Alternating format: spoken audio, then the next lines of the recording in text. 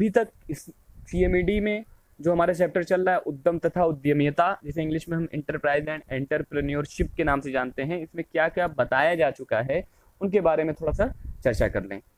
तो सबसे पहले हमने आपको उद्यम के बारे में बताया था कि उद्यम क्या होता है, और इसका हमने एग्जाम्पल के साथ आपको बताया था आम बोलचाल की भाषा में कि उद्यम क्या होता है, यानी कि इंग्लिश में हम इसे बोलते हैं एंटरप्राइज।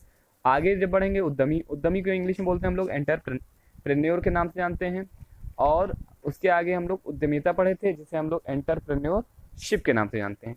हमने आपको आम बोलचाल की भाषा में उद्यम, उद्यमी तथा उद्यमिता की बारे में विद एग्जाम्पल सहित समझाया था कि उद्यम बिजनेस को कहते हैं, बिजनेस को करने वाला उद्यमी कहलाता है, और बिजनेस करने वाले के बीच का जो संबंध होता है भाई एंटरप्रेन्योरशिप कहलाता है। उसके आगे जब हम बढ़े तो उद्यमियों का विस्तृत वर्गीकरण के बारे में हम लोग चर्चा किए थे, जिसे इंग्लिश में हम लोग कहते हैं wide classification of the entrepreneur.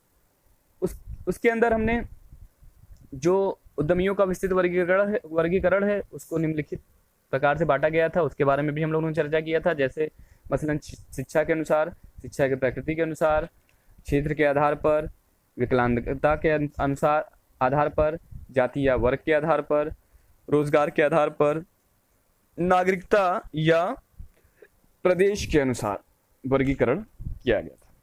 तो आज का लेक्चर हम उद्यमी के गुण के बारे में चर्चा करेंगे, जिसे इंग्लिश में हम लोग क्वालिटीज ऑफ एन एंटरप्रेन्योर के नाम से जानते हैं, यानी कि क्वालिटीज ऑफ एन एंटरप्रेन्योर।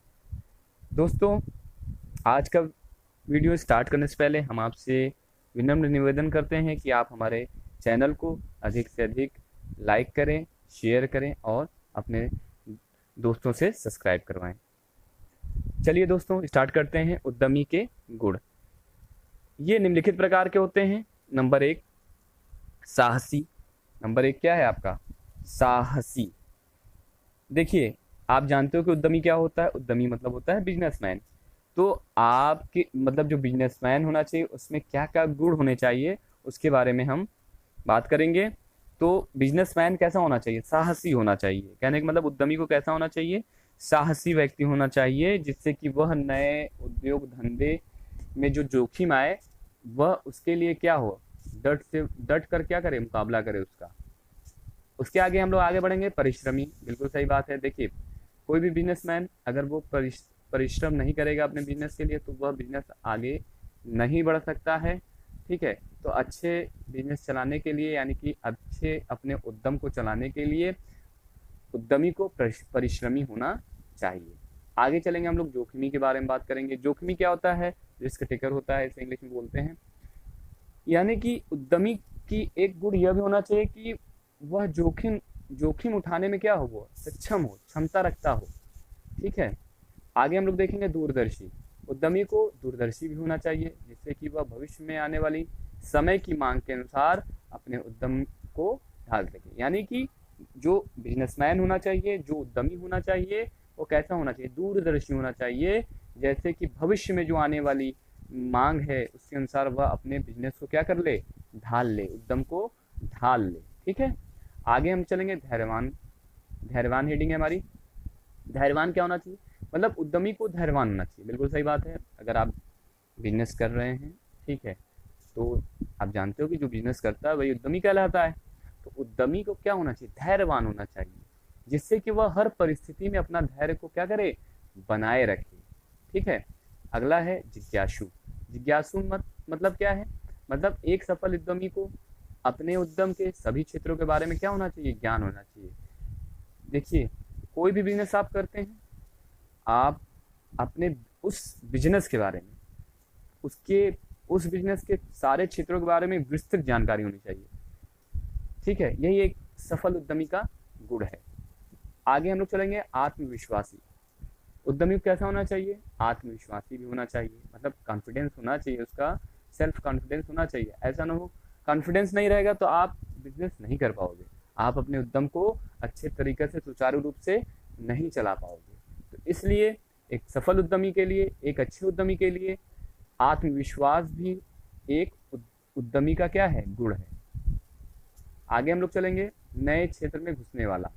एक उद्यमी में नया करने के लिए प्रबल इच्छा होनी चाहिए। यानी कि अगर आप बिजनेस खोला है तो आपको अपने बिजनेस को आगे बढ़ाने के लिए, कुछ नया करने के लिए आपके अंदर प्रबल इच्छा होनी चाहिए कि हम अपने बिजनेस को कैसे इसको डेवलप करें, कैसे इसको आगे और बढ़ाएं।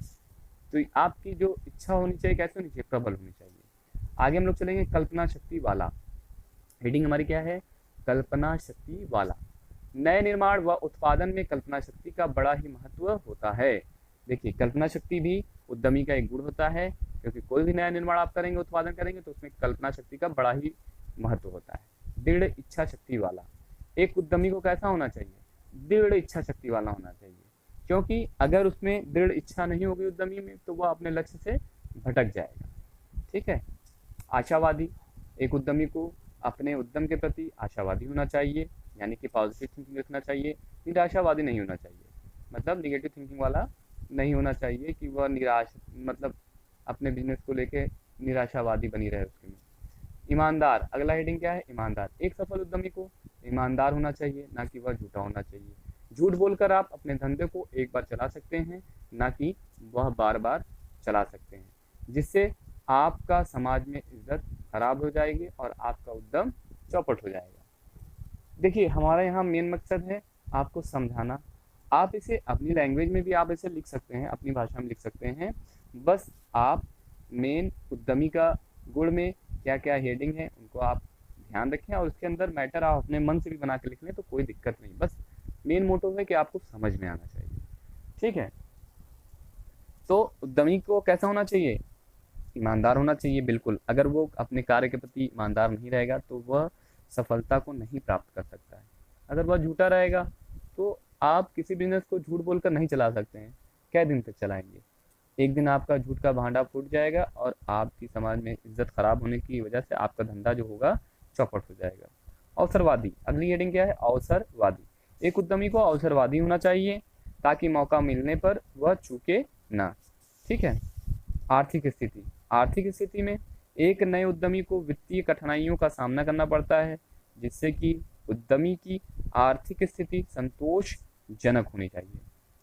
कहने का मतलब, आप कोई भी बिजनेस डालोगे तो आपको क्या होगा, स्टार्टिंग में पहले समस्याएं आएंगी। ठीक है। कभी कभी बिजनेस क्या होता है, दिवालिया घोषित हो जाता है, जिससे आपका बिजनेस टूट जाता है। तो अगर आपके पास पैसा नहीं होगा तो आप अपने बिजनेस को वापस डेवलप नहीं कर पाओगे। ठीक है। इसलिए आर्थिक स्थिति भी आपकी कैसी होनी चाहिए, संतोषजनक होनी चाहिए।